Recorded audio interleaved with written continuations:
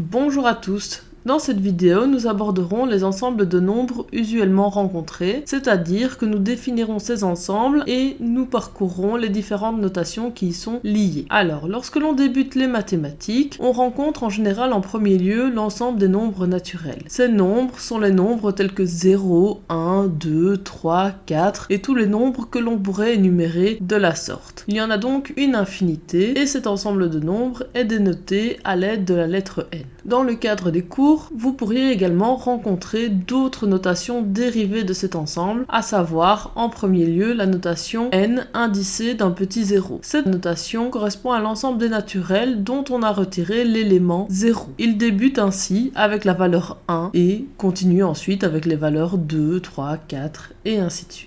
Après l'ensemble des naturels, le deuxième ensemble le plus généralement rencontré est l'ensemble des nombres entiers. Cet ensemble contient les valeurs telles que 0, 1, 2, 3, 4 et ainsi de suite comme l'ensemble des naturels, mais également tous leurs opposés, à savoir -1, -2, -3, -4 et ainsi de suite. On peut donc, à l'aide des nombres entiers, qui peuvent être soit positifs, soit négatifs, décrire plus facilement des opérations telles que des pertes et des gains. Ainsi, comme cela a été dit, l'ensemble des nombres entiers, qui est dénoté à l'aide de la lettre Z, est un ensemble qui contient tous les nombres naturels. Il peut donc se réécrire comme l'union de l'ensemble des naturels avec l'ensemble des nombres contenant les valeurs -1, -2, -3 et ainsi de suite. On peut donc dire que l'ensemble des naturels est inclus dans l'ensemble des entiers. Ceci peut également être représenté à l'aide de diagrammes de Venn. Dès lors, lorsque l'on représentera l'ensemble des entiers, celui-ci contiendra l'ensemble des naturels. De plus, comme pour l'ensemble des naturels, il existe des notations qui sont associées à l'ensemble des entiers, comme par exemple la notation Z indicée d'un petit 0 qui correspond à l'ensemble des entiers non nuls. L'ensemble des nombres entiers a donc pour caractéristique qu'il contient tous les opposés des nombres qui y appartiennent. Dès lors, pour tout élément A dans l'ensemble des entiers, on peut trouver un élément -A qui est son opposé, autrement dit, tel que la somme de ces deux éléments A et -A vaut 0. De la même façon, on pourrait être amené à construire un ensemble qui contient l'inverse de tous ces éléments non nuls. Pour parvenir à cette fin, nous aurions envie de définir l'ensemble des rationnels comme l'ensemble des nombres qui peuvent s'écrire comme le quotient d'un entier A par un entier B non nul. Malheureusement, avec cette définition, nous devons constater que différents éléments de l'ensemble représentent en réalité la même valeur. Par exemple, les éléments 2/3 ou 4/6 représentent exactement la même proportion. Il en est de même pour la valeur 6/9 et ainsi de suite. Dès lors, nous déciderons de travailler dans cet ensemble à équivalence de fractions près. Ainsi, nous dirons que les éléments 2/3, 4/6, 6/9 et ainsi de suite sont différentes représentations du même nombre rationnel. Comme cela a été dit précédemment, l'ensemble des nombres rationnels a la propriété que tous ces éléments non nuls y possèdent un inverse, c'est-à-dire que pour tout élément A non nul de l'ensemble, on peut trouver un élément, à savoir 1 sur A, qui est tel que son produit avec A sera égal à 1. Nous pouvons par ailleurs constater que tous les nombres entiers sont également rationnels. En effet, tout entier A peut s'écrire comme le quotient de A avec 1. Dès lors, si nous revenons à notre représentation, nous pouvons représenter l'ensemble des rationnels comme un ensemble englobant tout l'ensemble des entiers. Comme pour les ensembles précédents, des notations faisant intervenir l'ensemble des rationnels existent, la plus courante étant celle de l'ensemble des rationnels non nuls, représentés par la lettre Q indicée d'un petit 0.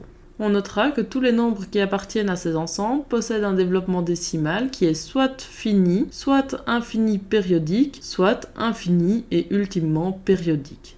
Une fois ces ensembles définis, il est possible de définir l'ensemble des réels comme l'ensemble des rationnels auxquels on a ajouté les nombres admettant un développement décimal quelconque. Cet ensemble est représenté par la lettre R et si l'on en revient à notre représentation sous forme de diagramme de Venn, l'ensemble des réels doit être représenté comme un ensemble qui contient l'ensemble de tous les rationnels. De nombreuses notations dérivées de l'ensemble des nombres réels sont utilisées, la première étant effectivement l'ensemble des réels non nuls, mais il existe également beaucoup d'autres notations telles que l'ensemble des réels positifs qui correspondra à un R surmonté d'un plus, l'ensemble des réels négatifs qui correspondra à un R surmonté d'un moins, et ainsi de suite. Voilà, c'est tout pour cette vidéo. Bon travail à tous!